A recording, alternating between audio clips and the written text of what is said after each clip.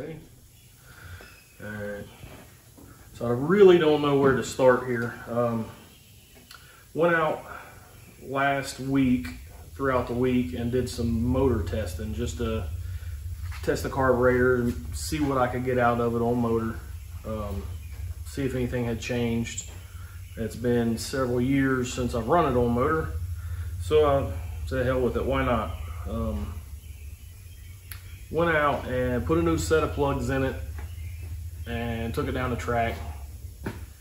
Got back, pulled the plugs, clicked it off at the strike, all that good stuff. And noticed that my plugs were real erratic on what they read. The four corners read good, the inners were fat, which is, outer's a little lean on the Ford, that's typical. The inners are fat. Number 3 and 7 were a lot fatter than the others, which was kind of odd. I made the decision to change the carburetor, try a different carburetor, see what it'll do. I had a 1050 4150 quick fuel that I had on it several years ago. So I figured it would be pretty close. Put it on, made a pass, and it was lean. I had to put some jet in it, but all the plugs read real good. They were all the same. All the plugs were pretty much read the same fueling, same everything. So I played with it. I left it on there. I didn't spray it at all. And then we went out over the weekend and wanted to start getting into the nitrous a little bit. So the first kit, I go out, and do a burnout, let off the trans brake, and it just falls on its face. Don't want to go nowhere. I just stopped and backed up. We were at a facility to where basically I could hit the 60 foot, I could hit the 100 foot, I could do whatever I needed to and back up. Didn't leave, so I backed up. Made sure that it was actually coming on, and it was coming on. I could rev it up and it would hit the nitrous and it would make a difference. It blew a bunch of smoke out. So I made probably a 200 foot hit the next hit and clicked it off, coasted, got it back to the trailer. Plugs were just fat as shit. So I took fuel pressure out of it, a drastic amount of fuel pressure out of it, and went out, made another hit, and everything worked. So now it's time to start reading the plugs. Wasted a couple sets there, but what I got from it was taking the Dominator off of it, putting the 4150 on it. I couldn't run that much fuel pressure, so I had to take a lot of fuel out of it. Well, through reading the plugs, I started stepping the timing up. I started adding the fuel pressure back in. So we ended up with a lot more timing in the engine with the fuel pressure that it had in it with the Dominator. I don't know why it can run a lot more timing with this carburetor over the Dominator. And also with that, on my number 4 cylinder with the Dominator, I had a basically kind of flip-flopped on the jets. I had a 24 nitrous jet and a 36 fuel jet to get it to read the same with the rest of them on fueling. Well, that ended up being consistent with the rest of them. Why, I don't know. I felt like there was something going on with the Dominator for a long time, and that's a big story. But it went back for a health check and come back completely wrong, and it never did work right the same, or work the same afterwards. And I'm not going to name names. I'm not going to bash anybody. I like to try and keep it positive, but I never could get that carburetor back to where it needed to be, and none of my parts came back with it. So we're going to try running with the 4150 on it this weekend and see how it goes. I feel good about it. The only thing that I'm not feeling good about is I never got on anything other than the first kit. So the first kit's kind of dialed in. I never got the opportunity to get on any of the other kits.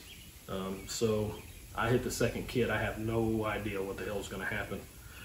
I'm going to try, and we'll see how this goes with what I have to do to the car this week before the race this weekend down at KD. I'm going to try and take it down the street and see if I can start playing with that second kit, so at least I know what it's going to do, get it somewhat in the area where it needs to be. Because if it's anything like the first kit, it killed the car. I mean, it was slower on nitrous than it was on motor. So that is that. I can't run the hood with this carburetor because the scoop set's back too far. Hi, Bill. How are you? I'm still alive. Doing a little clip here, video of what we was doing there with the car last week, over the weekend. Say hi to everybody if you want. They've been asking about you. Don't ask about me, people. I'm nobody, and I am not CJ's father. I'm old enough, but I'm not. And this is Bill's dog, Bobber. Say hi, Bobber. Quit sniffing the female. Sit down. Sit. Bill lives Sit. right next door, so when he comes, you. Bobber walks over too. Yeah, I did. Our dogs have a good old time. He come over to play with Jackson. And when Jackson's done, he goes off, because they don't play. Right, yeah. It just, hi, how you doing? My name's Zeke or whatever. Old numbnuts followed him back over. Yeah, I couldn't get mine to stay so I can run him home. Right. So I had Kelly do it. Kelly running back over. Yeah. He's definitely not a River. River, it took him basically a year till he started wandering off, you know what I mean? Yeah. And then that's what ended up killing him. But yeah, this guy, he just takes off. He don't have a care in the world. But also, the emergency room doctor come in and told me that. He left to come back in to sign me out, and he also said you have 2 aneurysms in your groin. One on each side. You got a kidney infection? A kidney infection. And 2 aneurysms. Yep. I said, so is that what's going on with all the bullshit? I asked him, I said, what that affect? Because you've been to how many specialists? Like 4. The last one did say I had an aneurysm on the one side, but it was too small to worry about. I'm not understanding. Aneurysm to me is a vein that's ready to blow that you can bleed out. Well, they figure you're holding a lot of blood in. Oh yeah, I got a lot of something. So you turn around. That's why I can't walk that far without the pain and everything, is because it's shutting the pressure off. The arteries, aneurysms are shutting the pressure off to my feet. That's what he said flat out. So needless to say, today I got a hold of my family doctor and ripped her ass. Well, I'd definitely get some second and third opinions, because the specialists that are saying one thing and then an ER doctor that's saying something. Okay, here's what I don't understand a lot of shit. But this is a doctor that went in with possibly, he put me in that ultrasound, put that stuff in my veins that made me feel hot.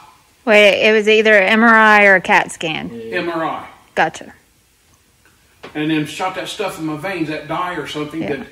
So he's looking for kidney stones, and he sees this other shit. The other stuff.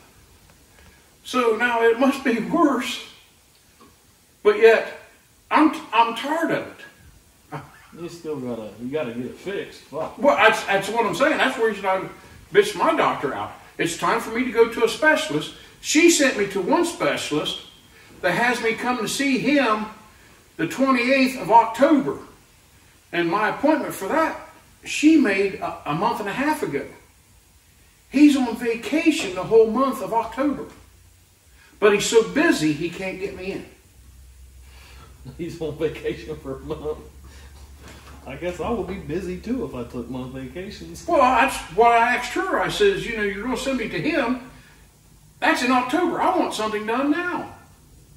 There's other doctors. Right. If he's so busy and he works for Lancaster Hospital, I shouldn't have said that, but where he works at, if he's that busy, how are they letting him off at a month at a time on vacations? Yeah, I guess they really can't stop him. They probably can't keep doctors anyway. I don't know how that works in a hospital. You'd think they would keep him busy. Yeah, I don't have a problem about taking a vacation. But when she made made my appointment a month ago, he was on vacation then. So he's come back, and then October the 3rd. That right there tells you insurance is a scam and doctors are making too much money. Well, I mean, that's the truth. So my thing is, he's a young doctor. Be me, 30 years old, I'd be busting my ass for 10 years, make that big money, and then say, adios, amigos. I'm no longer a doctor. I'm a goat farmer in Mexico or whatever. All right. So, let's move to the back of the car, show you guys the big findings of Saturday. Come on back here. You care to explain the reason why you were a hoarder? Because I could never afford to buy anything, so when I got it, I kept it, and I got plans for all of it. But anyway, so making some shock adjustments and looking into the back of the car to make my adjustments, and noticed that it looked like the cage, the welds were cracked coming down to the body back here, the frame, the plate that welds on it or whatever. So looking at it a little closer, I don't know if it happened when I hit the wall at Decker Boys or what. I never noticed it any time before this year anyway. We've been on a lot of rough surfaces, so it definitely takes some abuse. See if you guys can see down here. Now it's cracked the weld around it there. On this one, looks like the inside is still welded, and the back side I believe is still welded, but once I get everything tore apart and dig in there, I'll be able to see. I don't know how good you can see there. The video will show you the other side. The other side's got some pretty good separation in it.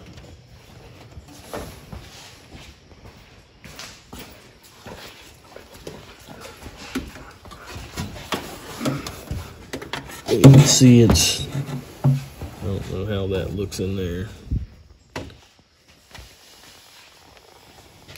Bring it over this way, so. And then that one is cracked. It's cracked going on down, all the way down through all the layers there.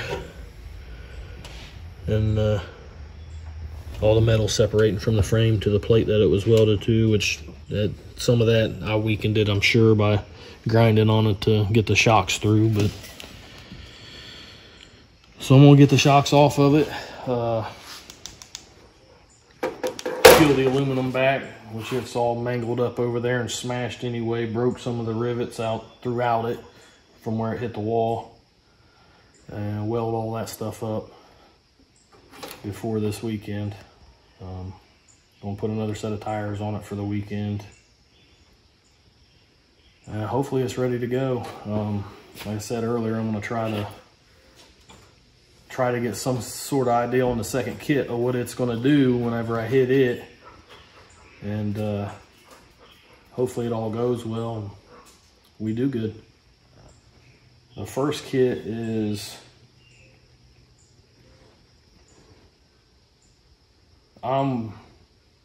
there's still room in the first kit. I'm happy with the first kit. There's room to grow, but I'm within a tenth of what it ran at that place that I was testing at. I'm within a tenth of what it ran on both kits before. So Just on the first kit. just on one kit. The third kit I haven't really used on a lot of these surfaces, and honestly I'm thinking about going ahead and taking it off and opening up the airflow in the ports until I get to where I need another one. You know, there's no sense in having it on there. The only time it's been used is whenever the first kit, the solenoid's there locked up, and I was having those issues. I run the second, third kit, so everything seems to be working on the first kit. Everything seems to be okay. I want to fix this stuff and hope for the best. So we'll go ahead and get started. I already got the nuts off the top. We'll get the nuts off the bottom, get the bolts out, get the shocks out of it. Try and find some room to get in here and grind and weld. So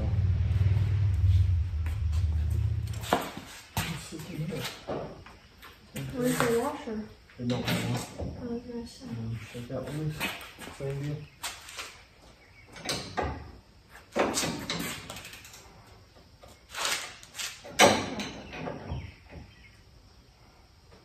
Come on.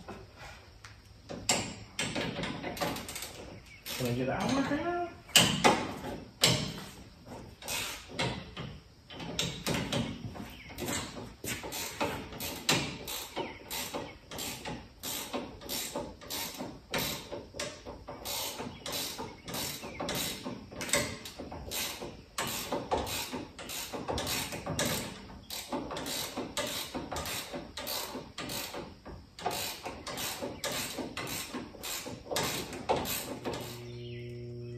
That looks better.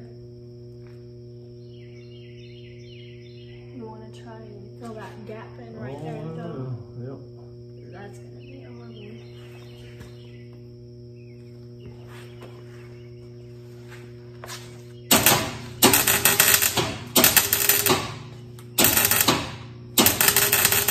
Want to try this, or I can if you want me to. it's up to you. That's not easy to weld.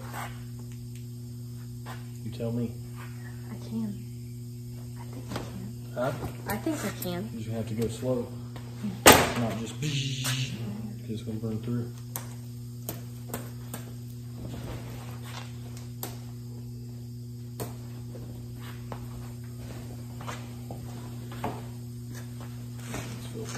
Huh? I said that thing.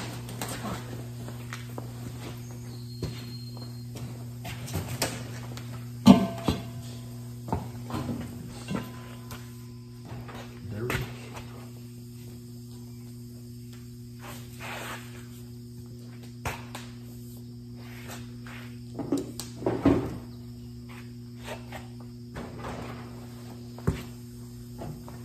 Can you weld left-handed? Huh? Can you weld left-handed?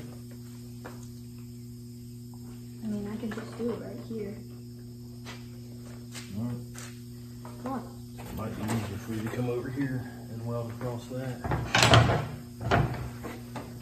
You let me know what you want to do.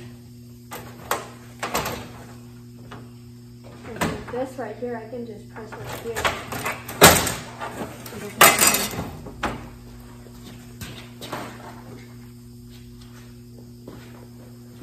He's like ginormous on me. That one's small.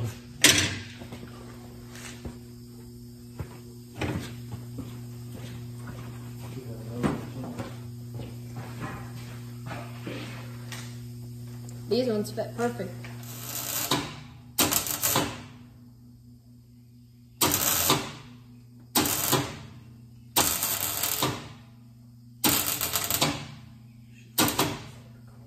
Huh? Is it shit going inside the car?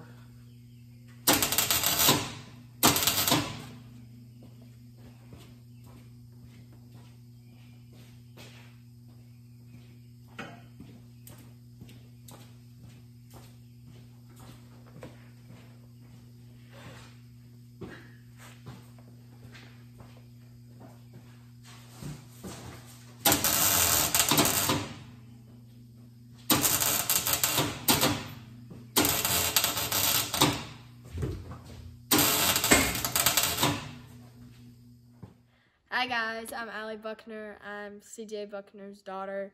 I'm 16. I just helped him weld his roll cage because it cracked sometime in the past. Last time he wrecked it, something like that. I don't know. You'll have to ask him for details. But yeah, and I learned how to weld from school, Ag Mechanics. Thank you, Mr. Scott Sharp, for teaching me that. So yeah. All right. So a lot of people's been asking about this pile of shit sitting over here. That was something I started 4 years ago, pretty much. Whenever we wrecked Raggedy Ann at, where was that? Beach Bend? No. Yep, Beach Bend Bowling Green at No Prep King. Yeah, it was at First season. No Prep Kings. I went and picked this body up and ended up fixing Raggedy Ann. So this thing was setting, and I was like, well, everybody's saying that turbo cars, all you got to do is check the lug nuts and drink foo-foo drinks with umbrellas sticking out of them for maintenance. And I was like, well, I got to try it. So nobody ever told me how much it cost. So this started a long time ago. Just want to emphasize for Brad that it is a Ford powered. And that kind of the reasoning behind putting the LS in Jess's car was because it was inexpensive, and I didn't figure she was ready to handle the power of a Ford. So that's kind of what's going on here. I'm not going to get too much into this because there's a lot to be said about that. We'll save that for another time. It is small block Ford. It is twin turbo. I'm not 100% sure where the turbos are going to go yet. I kind of got them sitting there for now. The idea behind the car is for front side no preps. So